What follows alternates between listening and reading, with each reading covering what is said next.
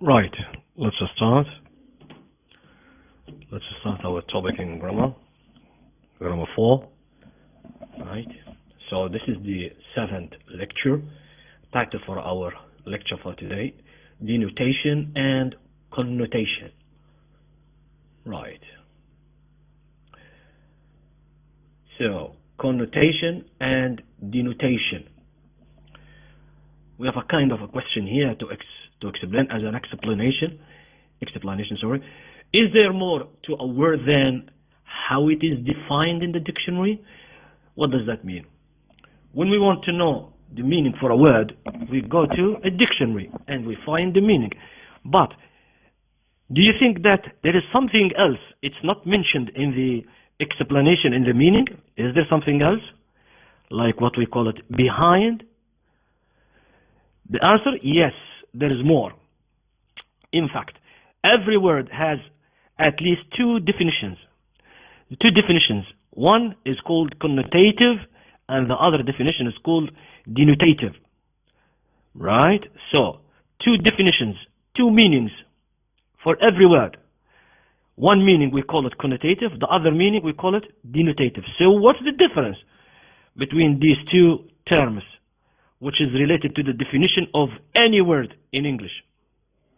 Let's go to the next. Now we start with the definition or the meaning of denotation. This is the dictionary definition. So when we look up a word in a dictionary and we find the explanation or the meaning for a word in a dictionary, we call that meaning the denotation of a word. For example, find the denotation of the following words. When we say find the denotation, it means find the meaning in a dictionary for these words like tyrant, erosion, exponential, and so on. You go to a dictionary, for example, online dictionary or Oxford dictionary, and you will find the meaning. The meaning you will find in a dictionary, we call it denotation. Okay. Now, what's the connotation? Many words have multiple meanings or can be implied to mean something other than the definition we find in the dictionary. So the definition you find in a dictionary, it's denotation. But there is another meaning that it's not mentioned in the dictionary, but people, they use it. What we call that meaning? It's a connotation. For example, connotation is the emotional and imaginative association surrounding a word. It means what? The connotation, it means the meaning and pictures and, let's say, images that are around the word that we find in a dictionary. Right? That's what we call the connotation. Right. For example, the connotative, sorry, it's back here. We are here. Sorry, again, the connotative meanings of a word exist, right, together with the denotative meanings, right? So again, another explanation here. Again, the connotative meanings of a word exist together with the denotative meanings. So it goes together on the same line with the denotative meaning.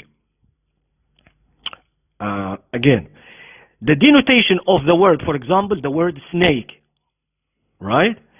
The denotation, the meaning, we mean here the meaning. When we say the denotation, we mean the meaning of the word snake is any of numerous, right, scaly, legless means like this, it has no legs, legless, and sometimes venomous reptiles. It's a kind of a reptile, like insects, which we call in Arabic الزواحف, right? Sorry, I sometimes touch a button that goes forward. Right. So the definition or the denotation meaning of a word snake is any of numerous scaly, legless, and sometimes venomous reptiles, which is this one. Now, the connotation, the other meaning, which is not mentioned in a dictionary for the definition, the connotations for the word snake could include what? Evil or danger. So when we say snake, we imagine what? Other pictures. Danger, and also poison, which comes out from the mouth. What else? The evil, right? So these are not mentioned as the meaning for snake, but we have them as an image, as pictures in our mind. When we say snake, we remember, or images, pictures comes to mind, like evil, danger, poison, and so on. That's, we call them connotations. Connotations, like what? Pictures, images that come in our mind for any word we say. Right? Okay. Another example. Here is a sample of a word that has denotative meaning. Denotative means exact meaning in a dictionary. And connotative associations. Yeah. Connotative associations means pictures and images that come to our mind. Example, a sentence. She's my baby.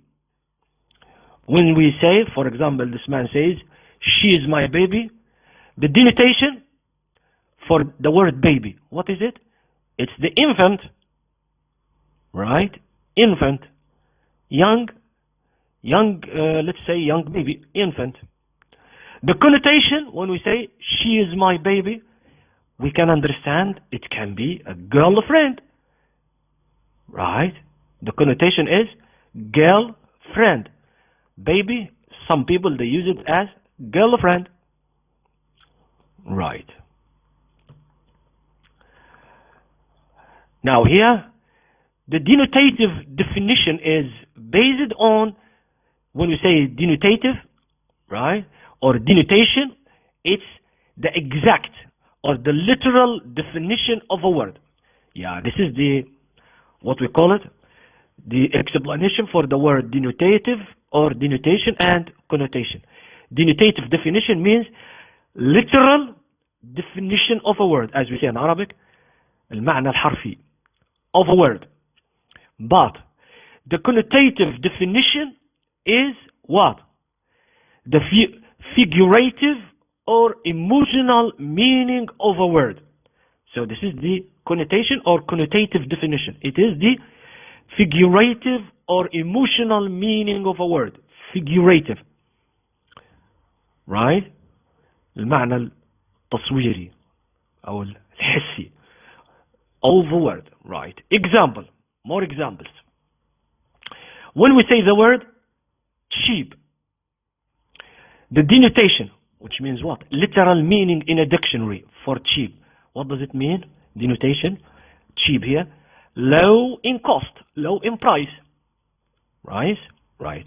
But when we say cheap, there is another connotation meaning. When we say cheap, the image or picture comes in mind what? Cheap. We understand or we remember poorly made.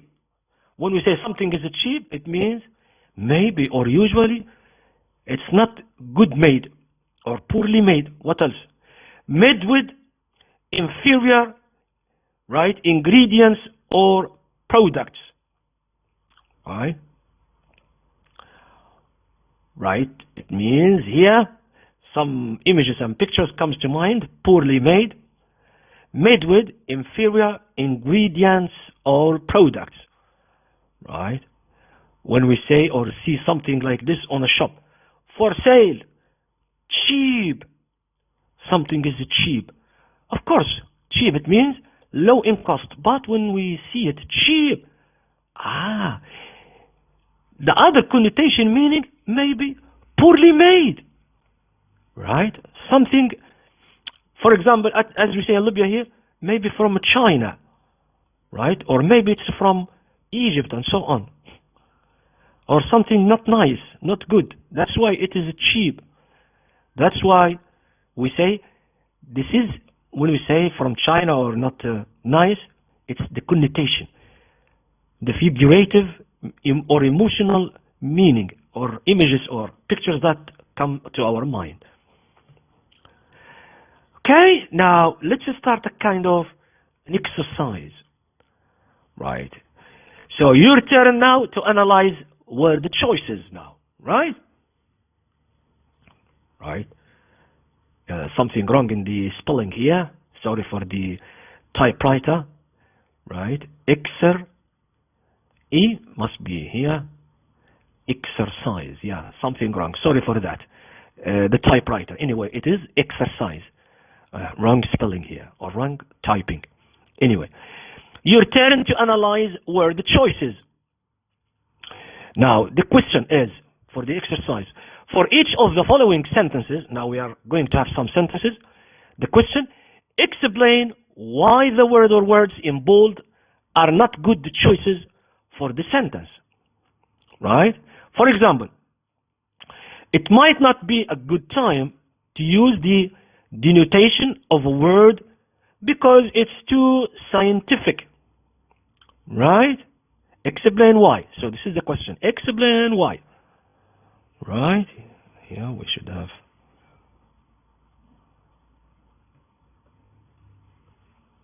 Choose this. Right. Let's go to the exercise. Right. Exercise 1. Exercise 1.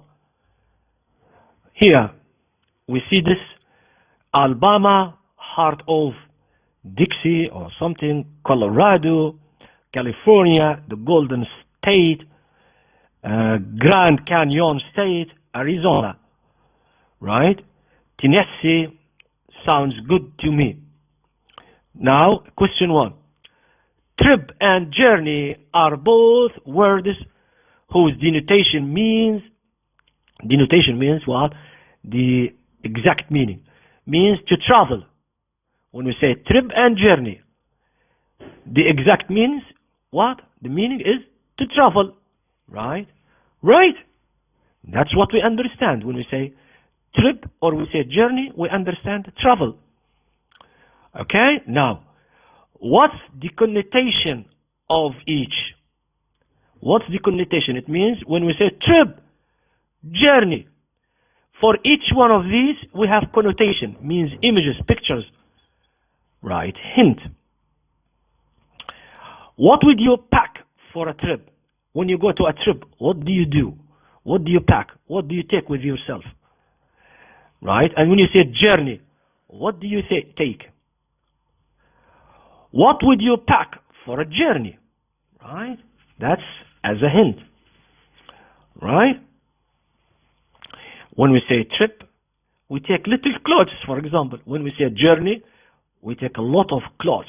We stay longer than in a trip. Right? Right. All right. Next question. Dirt and soil. 2 words. Dirt, soil.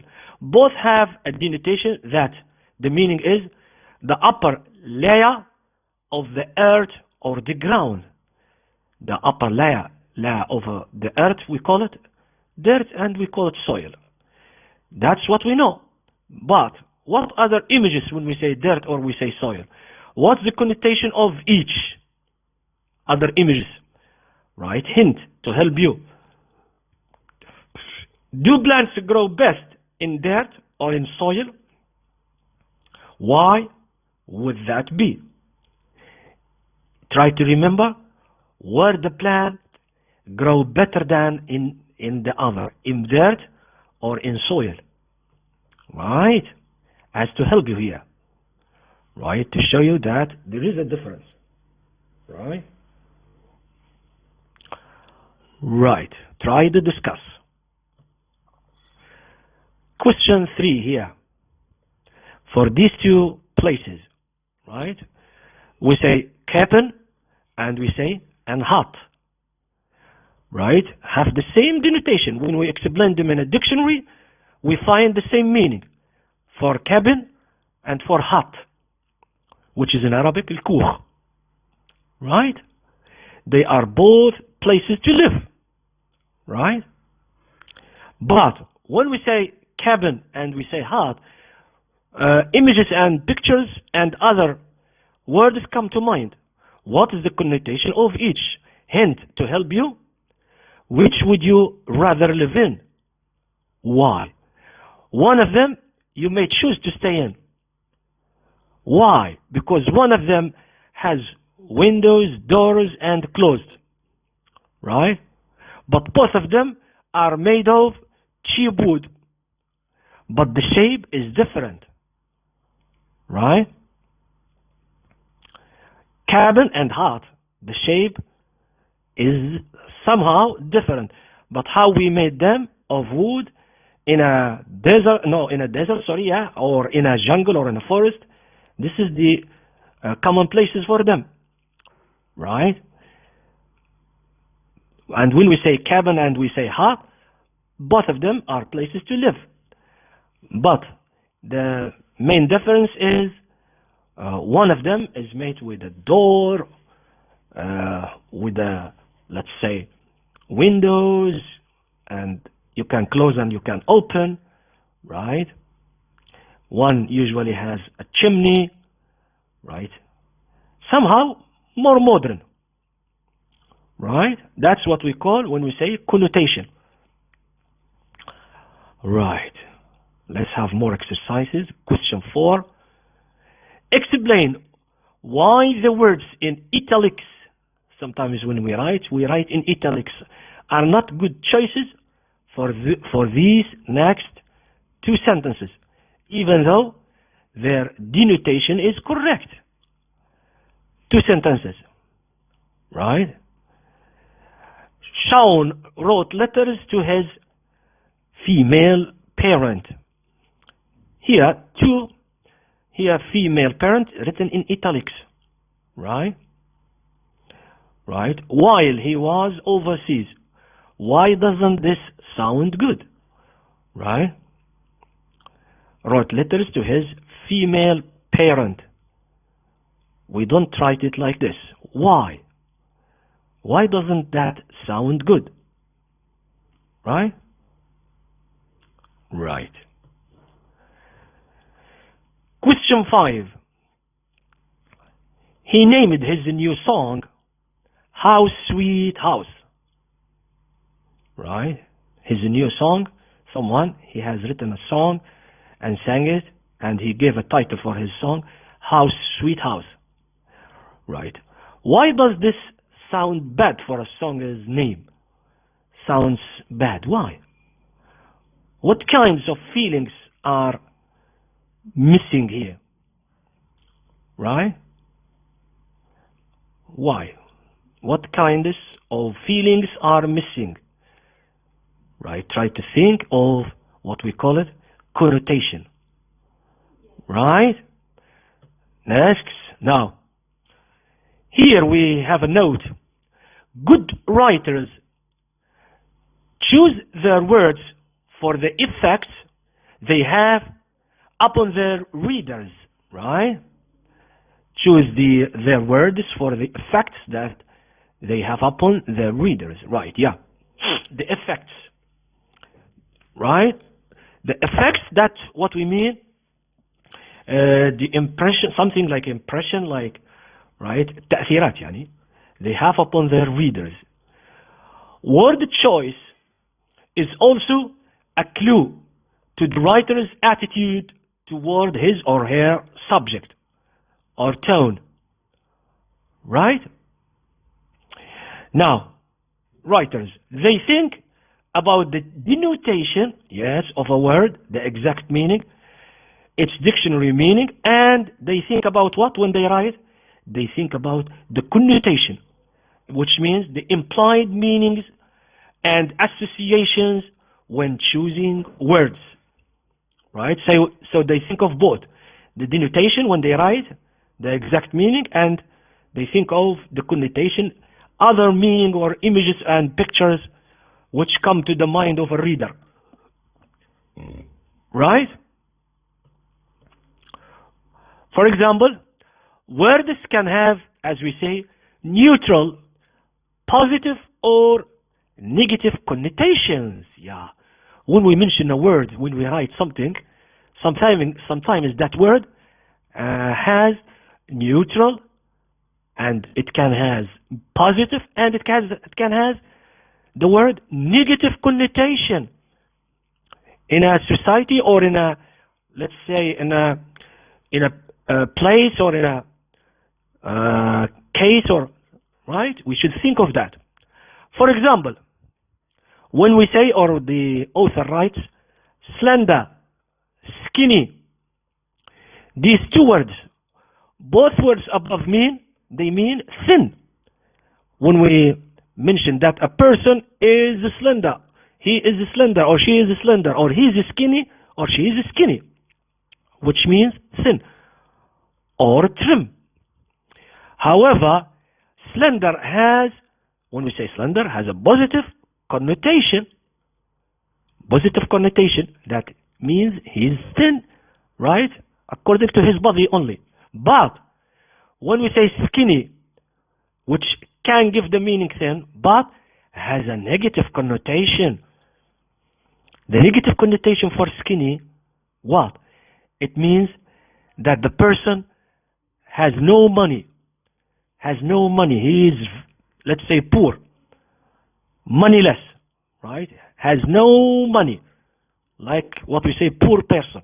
That's skinny. And also, skinny in a dictionary, it means someone who is thin. So when they write, they usually use slender, because if they write that he is or she is skinny, the message is, okay, thin, but maybe it means that he is, right, is a poor person. Another example, stubborn person can be described as being strong-willed. When we say he is stubborn, it can has a positive connotation, strong-willed, right? Or when we say stubborn, it can be pig-heeled, which is negative connotation, right? It has two meanings: stubborn, strong-willed, right? And it can be pig-headed, sorry, not healed, headed, which is of course negative connotation. Right. Now, as seen in advertising here, when we make an advertisement, both of the following sentences mean the same thing here. They mean the same thing, but advertisers prefer to use the second sentence, this one. Advertisers, they choose this sentence, not this one, right? Why? Because it has fewer negative connotation, right? Let's read the two sentences for advertisement. All of the cars we have for sale are used. All our cars that we sell are used, second-hand cars. Another time, all of the cars we have for sale are previously owned. Aha. When we say all of the cars that we sell are used, it means maybe now, right, they are in a bad condition because they have been using these cars for a long time until now. But when we say all of our cars for sale are previously owned, yeah, someone before it was his car, but it doesn't mean that they are still using. Maybe they stopped using them and put them here to be sold, right? And maybe they are still in a good condition, but here they are maybe in a bad condition. The car is not good yet now, right? So advertisers, they prefer to use this, right? That's what we call it, the connotation meaning behind. Right. Now, home, house, residence, and dwelling all have the same denotation. Denotation means same meaning for these places. It's a place for living. When we say home or house or residence and dwelling, it's a place for living. But the connotation of each word is very different. Connotation of every word, what's behind is different. Now, denotation, the exact meaning for all these, where a person lives at any given time. Here, these words, it means where a person can live. The connotation, right, behind. Let's start with home. Home, cozy, loving, comfortable. When we say home, we understand cozy. It's a place that you may choose for living. You remember the loving. You remember the word comfortable. For house, when we say house, the connotation, the actual building or structure. When we say home and then we say house, the difference here in house, the building itself. But home, just where we live, inside. But house, it refers to the building, the actual building or structure. Residence. When we say residence, the connotation called no feeling. Right. That's nothing here. When we say residence, as we say in Arabic, مكان الإقامة. Cold word, no feeling. Right? When we choose to say dwelling, the connotation meaning that comes to mind, primitive or basic surroundings for the place we chose to say or to live in. Here, the question, or primitive or basic surroundings, which is most positive, right? All right. Now, small quiz. A quiz, and then next page you can find the answer. The quiz here. Here are some words that have these words: brutal, commitment, and tight. Have denotative, and these words also have connotative meanings, right? The question on your paper, or you may take a copy of this and you work on it. On your paper, create a chart like this. Draw a chart like this, okay. Like the one below. And the question, identify denotation meaning and connotation meaning of these words. The word brutal. Now, denotation, it means, as mentioned in the dictionary. You check your dictionary. And then, when you say brutal, what's other meaning or images and pictures that come to mind when we say brutal? You write it here. Right? Now, first what you do, you switch off the video and take your pen and go to the dictionary, Oxford Dictionary, for example, and write the exact meaning here. Right? After you finish, you switch on the video here and go with me to the next page to find the connotation here. You write it, right? Or before you watch the video, try to remember something that you may write here. Now, let's go to the next page. The answer. The word brutal, first word, can have two meanings. Two meanings, it means here the denotation. The fight scene as in here, in the two towers between the ox and the travelers was brutal, right? Anif, what you say, Anif, between the ox and the travelers was brutal, the fight. Now, the denotation, as we say, extremely cruel. This is the denotation, right? For brutal, extremely cruel, Anif, right? Now, the connotation, when we say brutal, right? Other images that come to mind: violence, to the point of entertaining. Violence to the point of entertaining. Right? Right.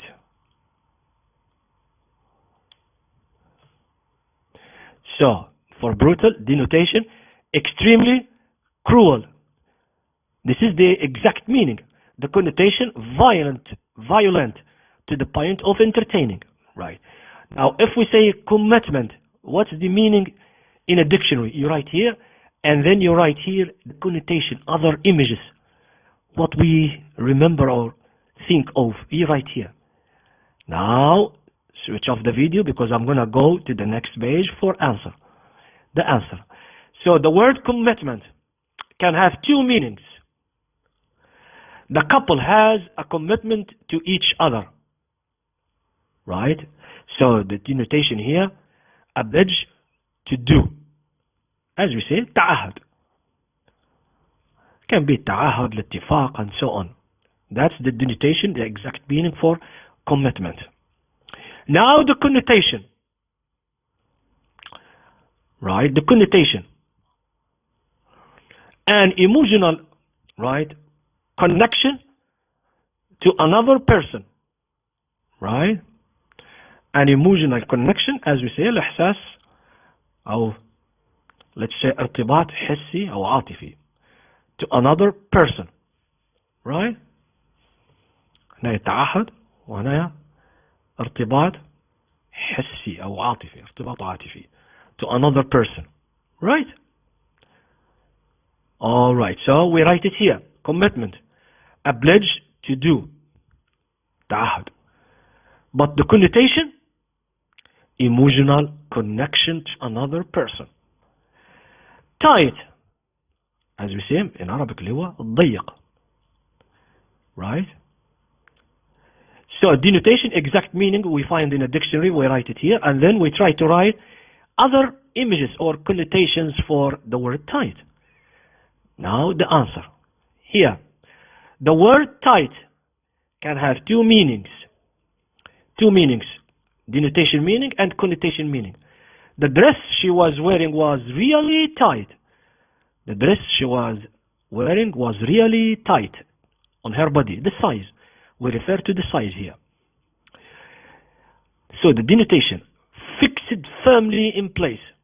Right? Fixed firmly in place. Fixed firmly. ضيق وبشدة. But the connotation, other meaning when we say tight, it can has the meaning good. Right? Fantastic. Right? Awesome. Awesome. Yeah. Awesome. That's the words that can come to the mind when we say the word tight. Right? Right. Okay, what else? So, tight as a denotation, exact meaning in a dictionary, we write it here, fixed firmly in place. The connotation, other meanings or in images or pictures that come to mind like good, fantastic, awesome. Right? Good. Now, another type of an exercise. Read each list of words below. Right? Right? Each word, right here, each word has a different connotation, but has the same general denotation. The question, decide what the general denotation, right? The general denotation, general meaning for all of these, for each group, and write your answer on the line provided. After that, then, number the words in each group from most positive connotation to most negative connotation. If you give number 1, it means being the most positive. If you give it number 5, it means being the most negative. Right? Two groups, this page and this page. Right? Now, this group, the words uprising, riot, demonstration, unlawful gathering, protest, disturbance, all these words, general denotation, the general denotation has general meaning the same. To people come together down street, right? People come together to demonstrate down street. Right? Now, I want you to give them numbers, right? As it said here. If you give number 1, the most positive. If you give number 5, most negative. Which you can give number 1 here as most positive. Is it a protest or demonstration or riot or uprising? When we say uprising, it's as in Arabic here in Libya, Tawra, or protest or disturbance. Which one? Most positive? Number 1, most positive, yeah. Which one? Which can take number 1? Demonstration? Maybe. And which is number 5? The most negative. Problems can happen. Unlawful? Unlawful means against the law, or riot, or uprising. Maybe unlawful. Unlawful gathering. Gathering means people come together against the law. Is it number 5? So which is 3, which is 4, which is 2? Right? All right. Now next group. Prisoner, evacuee, yes, internee, detainee, inmate.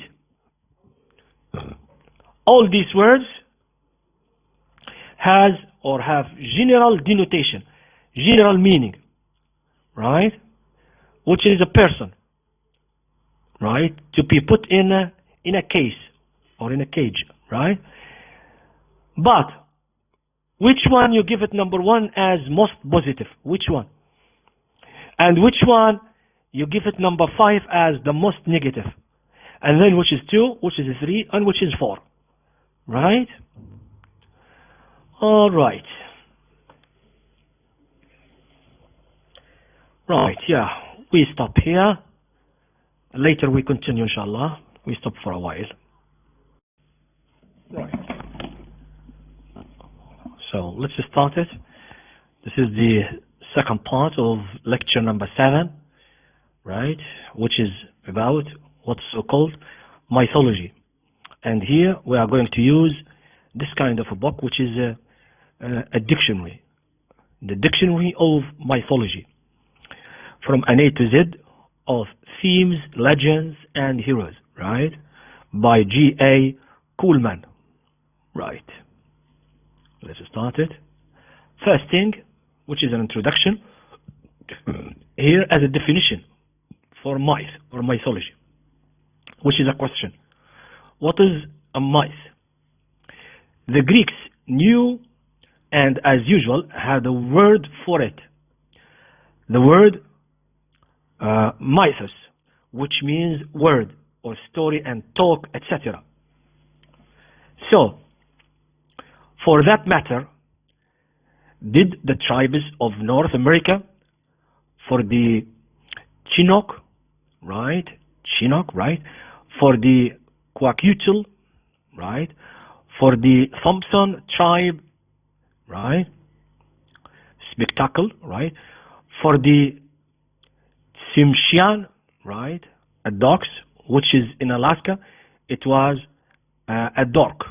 And so, of course, did many other cultures. And they hadn't only the word, but the stories to go with it.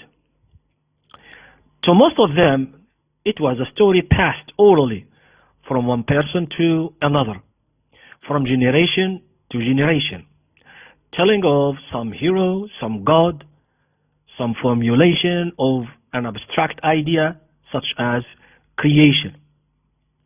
Some of these became written records and so survived for us to know them, and such is their power that despite the disappearance of the cultures that gave rise to them, modern literature abounds with allusions and direct references to these marvelous tales, many of which are still endlessly retold, as they are in this book, right? Here, right. Okay, next page. Although, they probably represent the most well-known body of mythological material. Myths did not start with the Greeks. Many of the myths included here predate the Greeks by many centuries, and there can be little doubt that men have constructed accounts to answer such questions as what causes thunder, for example, or where did we come from. Ever since they were capable of thought. This implies that myths go back not centuries but millions of years, right? But since those early people could think and formulate the questions to which they had no real answers but could not write either the questions or the answers, we have no way of knowing what myths they constructed. One thing, however, is abundantly clear from the records that are available to us. The urge, the need even to create myths seems to be inherent in all cultures. Although it can be argued that each culture took over and elaborated the stories of earlier cultures, as the Romans did, taking over virtually the whole of the Greek pantheon and their myths. It is just as valid to suggest that the many similarities between the major myths have no such connections, since they appear in cultures so widely separated by both distance and time that no contact between them seems possible. Stories of creation, of floods, of the mating of gods with morals, of heroes, right, who brought fire, these and many others crop up in the myths of numerous cultures throughout recorded time. One can regard these ancient tales as simple tales of daring do, the work of a bygone arca, right, foresight or shot, or one can attribute to them the deeper significance that almost certainly prompted their creation. Some maintain that the similarities between many of the basic myths, right, postulate a common origin. Others that these similarities prove only that similar questions, similar phenomena, evoke similar answers in each culture. Now, this book brings together under such headings as creation, first humans, flood, etc. many of these similar stories, but the significance of the similarities and the interpretation of individual myths is left to those whose interests lie in those fields, and to the reader who is free to add his own interpretation or none. Scholars divide stories of the imagination into categories such as myth, legend, fairy tales, folklore, Martian, and so on, but given that the stories related to postulated centuries, postulated entities such as gods, real characters such as Charlemagne, right? completely imaginary characters, right? Such as Alibaba and, right, and characters such as King Arthur, who live in that shadowland between fact and fiction. It is hard to see how one can slot all of them, right? All of them neatly into classes, right?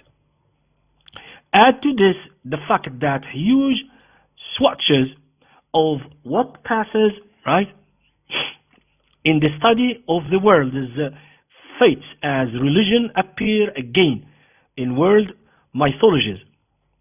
And it is wise, in my view, to take a much more relaxed view of what constitutes mythology. As a result, this book contains interests that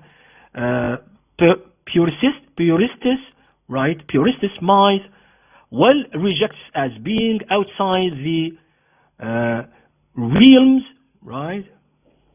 Yeah, realms of true myth.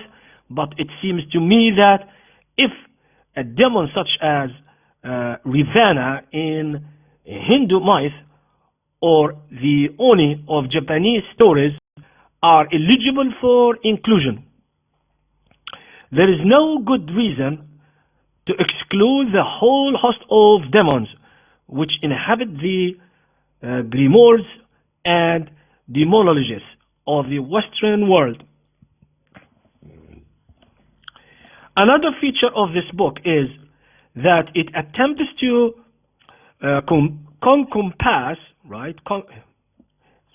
encompass, this is letter E, it's not clear, sorry, to encompass as wide, right, a coverage of the world's mythologies as is reasonably possible within one, right, set of covers, right. If it opens a wider field to those whose reading has previously been confined to the well-known mythologies of the Greeks, the Romans, and the Norsemen, it will have served, right, the purpose for which it was conceived. Right. It is a common feature of language that meanings and spellings change over time. That's mythology and distance, and it is therefore no surprise to find that the names of many of the gods and heroes occur in many forms. Marduk, for example, is said to have 50 names, Ra 70, Allah 99 or 400, Odin over 2, and Shiva over 1000. I have included all the different versions, right? I have encountered cross-referenced as appropriate. These alternative names and spellings appear in square brackets after the headword, and the entries here also include some favorite epithets, right, and attributes, together with equivalents in other cultures. In the case of Chinese entries, there are often significant differences in spelling depending on which of the several transcription systems is used. By Wade, Gillis, and Pinyin are the most frequently used. In this book, all Chinese entries are Wade Gillis. The majority of the entries also carry a label in italics giving an indication of origins. These labels are not intended to indicate nationalities so much as the mythology in which they are featured. Priam, for example, thought a Trojan has a Greek label since he appears in the stories of Greek mythology, right? And Lancelot, although French, appears with a British label since he is a hero of the Arthurian saga. Indexing in this book is based on word order rather than on a strict letter by letter order. Some languages have unfamiliar letter groups that cause problems in this field. Many Tibetan entries begin with such combinations as DMU, SMAN, or BDUD, and so on. And some African words begin with UG. One normally finds that the Tibetan words indexed under the second capital letter, but the African words under the first lowercase letter. Since the normal English practice is to index by initial letter, not sound, we don't index phonetic under F nor, let's say, under S. The word, however, pronounced is indexed here under the first letter, whether capital or lowercase. Now, as an example, here, as an example of the mythology dictionary, right? Starting, for example, with this entry, A. Words that start with A. For example, here with A, General American, a Mayan, right, deity of uncertain identity referred to as God. A. Perhaps the god of death. Punch. This, right, deity is depicted with exposed spine and skull-like features, wearing a snail on his head and a pair of crossbones, right? This is as an example for this dictionary of mythology, right? A as AI, the Sumerian moon god, right? Sumerian moon god, right? It's here, A. Chola Moran, which is Scotch. This is a Scotch. A musical legend that credits the Scotch, right, bagpipers with the power of speech, right? A. Meerkat, right? It's Budbist, American, or sorry, Emirated. Amitu, F-O, here are symbols as we see. F-O, Japanese, Amida, right? The Chinese name for Amitabha, between Japanese and Chinese, and so on, right? These are examples of mythology dictionary. Here is also another page of this dictionary as an example with ABA, North American here, the supreme god of the Choctaws, right? Abanawi, South American, a culture hero of the Guaria tribe, brother of the Guagway or something like that. It's very old in the history with old language, right? Another example, let's check for another example. Ababil, see, camel bird, right? Ababinelli, North American, great holy fire above, right? Look, to something like that. Hula Abba, sitting above, the supreme god of the Chickasaw tribe. He is a sun god, god of fire, regarded as the creator of all living things. Irish, and so on. Here, all the examples of mythology dictionary here, right? Here it seems to be something from Arabic. Here, Abdurrahman, European, Abdurrahman, a leader of the right? Saracen or Saracen invasion of France.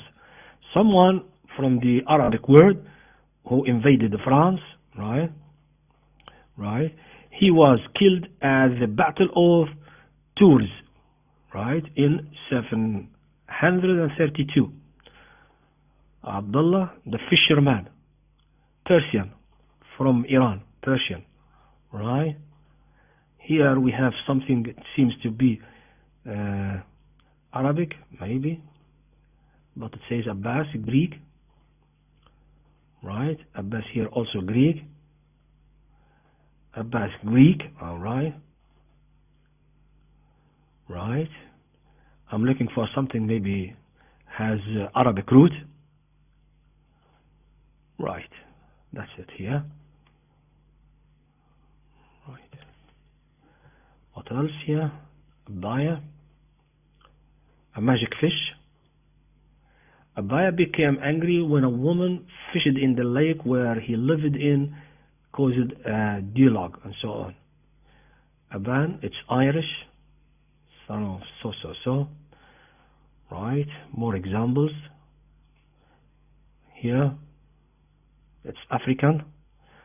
River spirits in the Transkei. Right.